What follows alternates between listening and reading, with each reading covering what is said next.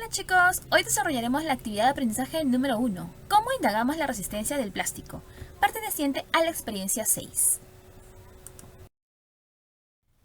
El propósito de esta actividad es proponer acciones para mitigar el impacto en el ambiente y la salud, mediante la gestión adecuada del uso del plástico. La competencia que desarrollaremos es indaga mediante métodos científicos para construir sus conocimientos.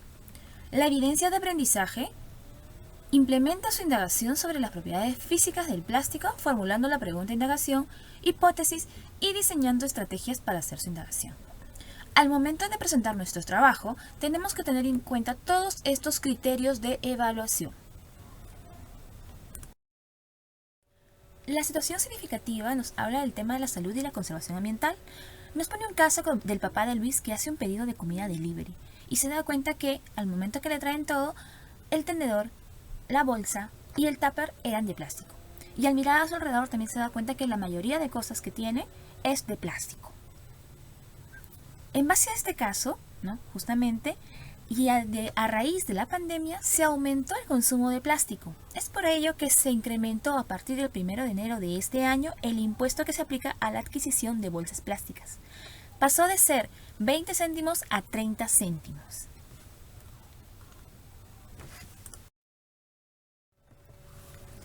Ante la situación planteada, reflexionemos. ¿Qué acciones podríamos proponer para reducir el impacto del plástico en nuestra comunidad?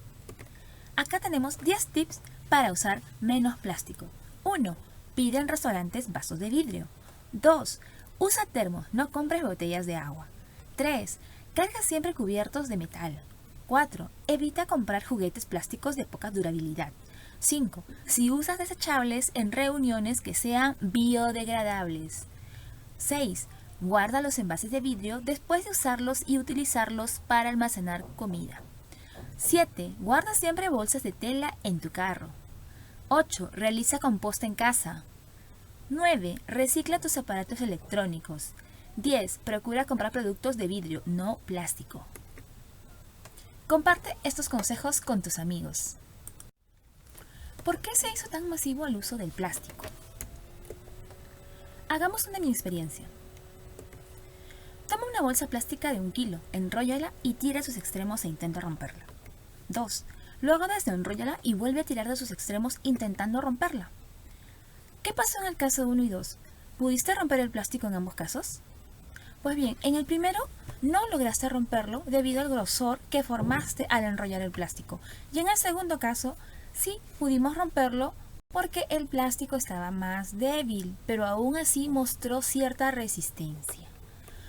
Pues bien, respondamos entonces, ¿por qué se hizo tan masivo el uso del plástico?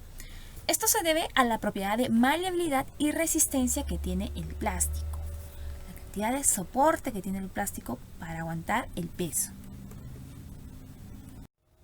Y la fuerza. ¿Pero qué es el plástico? El plástico está formado por moléculas muy grandes llamadas polímeros, formadas por largas cadenas de átomos que contienen carbono. El polímero es una macromolécula. Un material plástico es aquel que puede ser moldeado por pequeños esfuerzos. Aplicaciones múltiples en el transporte, envases, embalajes, construcción, etc. están hechos de plástico. Pero, ¿cómo se forma el plástico? Es una molécula de plástico en que existen unidades que se repiten continuamente. Estos son los monómeros. Cuando muchos de estos monómeros se unen, forman los polímeros. A este fenómeno se le llama polimerización. Propiedades físicas del plástico. Estas son conocidas como propiedades mecánicas, que son la maleabilidad, ductibilidad y resistencia, que es en donde nos centraremos en esta ocasión. Su clasificación puede ser por su origen, naturales y sintéticos, y por su estructura interna, que pueden ser termoplásticos, termoestables y elastómeros. Aquí, más específico, una definición de cada uno de ellos. Pero nosotros nos centraremos en la clasificación internacional, que es por la numeración que se les ha otorgado del 1 al 6, y una séptima clasificación en donde se incluyen los demás plásticos que aún no han sido catalogados. Tipos de plásticos según su clasificación numérica. Tenemos 7 clasificaciones. La primera, PET o PET, teraftalato de polietileno, plástico más difícil de reciclar, alta transparencia y admisión de colorantes. La utilizamos en las botellas de gaseosa. 2. HDPE, polietileno de alta densidad, Plástico sencillo de reciclar, alta resistencia a impactos químicos y temperaturas, por ejemplo los envases de lejía. 3. PVC, policloruro de vinilo, plástico difícil pero posible de reciclar, tiene alta resistencia y una baja densidad, por ejemplo las tuberías de agua. 4. LDPE, polietileno de baja densidad, plástico difícil pero posible de reciclar, alta resistencia a los impactos como los químicos. Como ejemplo, las bolsas. 5. PP, polipropileno, plástico difícil pero posible de reciclar, es muy resistente y fácil de moldear. Por ejemplo, los vasos descartables, los popotes o sorbetes y en el caso de los pañales. 6. PS, poliestireno, plástico difícil pero posible de reciclar. La exposición térmica libera productos químicos. Por ejemplo, los envases de huevo, los colgadores. 7. Otros plásticos. Aquí se agrupan todos los plásticos que aún han podido ser clasificados. Los plásticos muy complicados de reciclar. No se sabe con certeza los tipos de resinas que contienen estos plásticos. Por ejemplo, los CDs. A continuación mostramos las aplicaciones más típicas y comunes en las que se utilizan estos plásticos y en qué se reciclan. La primera parte, la que ustedes ven señalada de celeste, son los productos industriales iniciales fabricados, y la parte de verde es los productos que se crean o se elaboran a partir del material reciclado.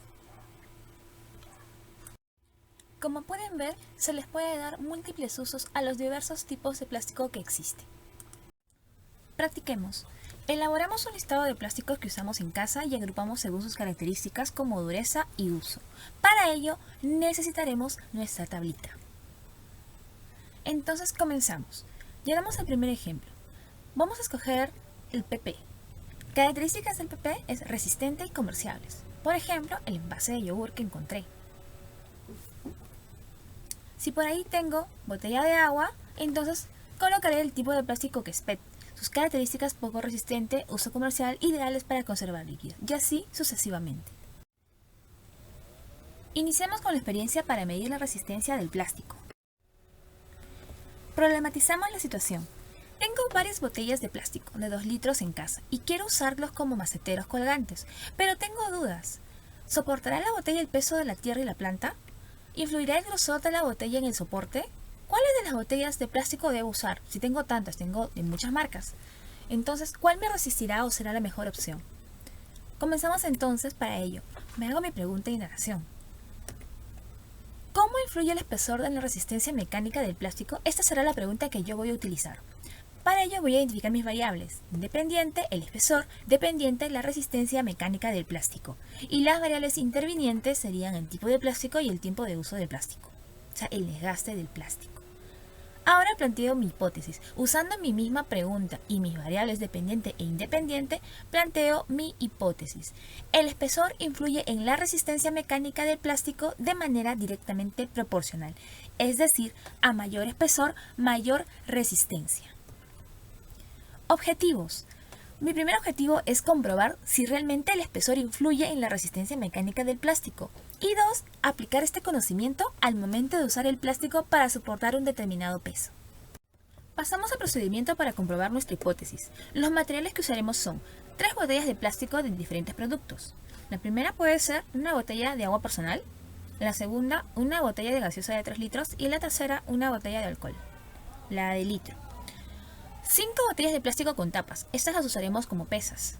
Entonces usaremos una de 1/4 de litro, otra de medio litro, la tercera de 1 litro, la cuarta de 2 litros y la última de 3 litros. Reglas con escalas milimétricas. Tijera, mesa, prensa nodular, garganta profunda o cualquier otro sujetador. Balanza o jarra medidora para poder llenar nuestras pesas. Las 3 primeras botellitas sacaremos en tiras de 1 centímetro por 15 centímetros para poderlas utilizar en nuestro montaje. Como observan en la imagen, armaremos nuestro montaje usando la mesa y el cuello de garganta profunda. En el extremo inferior vamos a ir colocando las tiras. Para ello, a las tiritas en la parte inferior les haremos un pequeño agujerito para poder sujetar las pesas que armemos. Una vez tengamos todo listo, vamos a utilizar primero la tira del agua de la botella de agua descartable. Y pasaremos a sujetarle desde el menor peso hasta la mayor pesa. Una vez terminado, cambiamos la tirita por la tira de la botella de gaseosa de 3 litros. Y pondremos la pesa menor hasta la pesa mayor. Y finalmente repetiremos lo mismo con la tirita de la botella de alcohol. Cuando hagamos nuestra experiencia hay que tener en cuenta la incertidumbre, que es un pequeño margen de error causada por fuentes externas. La incertidumbre se obtiene de la mitad de la medida más pequeña que registra el instrumento, y esta se divide entre dos. Por ejemplo, si la menor medida es 0,1 mililitros, la incertidumbre será menos más o más menos 0,05 mililitros.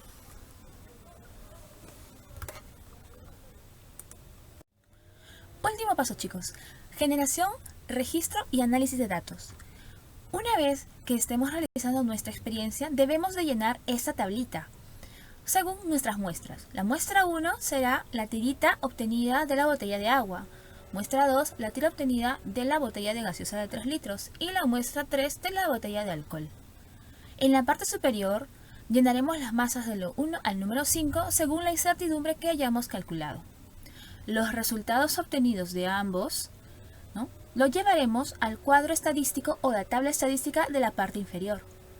Y lo reconoceremos con colores. Los datos de la muestra 1 de color rojo, los datos de la muestra 2 de color verde y los datos de la muestra 3 en color azul.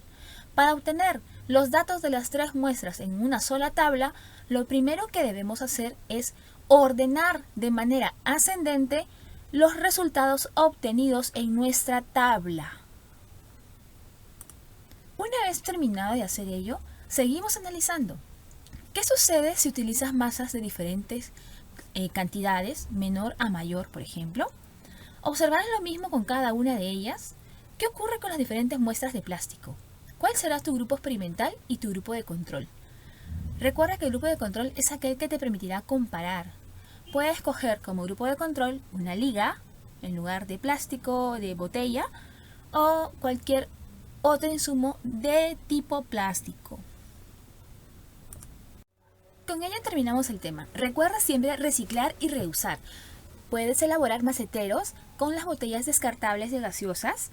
Y recuerda, si vas a reciclar en casa las botellas, se recomienda vaciarlas, lavarlas, quitar las etiquetas y rociarlas desinfectantes por el tema del COVID. ¡Hasta luego!